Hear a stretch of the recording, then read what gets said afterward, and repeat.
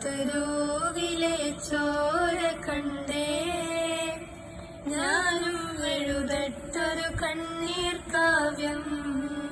കുഞ്ചോമന മക്കളെ ചോരക്കായി ദാഹിച്ചലയുന്ന ചെന്നായ്ക്കൂട്ടം. മരിച്ചത് ഞാനല്ല, നീയാണ് മുസ്ലിമേ. ഫാസിസ തടവറയിൽ അടിമയായി നിൽപ്പൂ നീ എന്നു തീരും ഈ കണ്ണുനീരിൻ മോചനം നേടുകില്ലേ? ഫലസ്തീൻ ചിരിയെന്നത് കാണാക്കിനാവല്ല, അറബി പൊൻവിളയുന്ന കാലം വരുന്നുണ്ട് തഖ്വ കൊണ്ട്.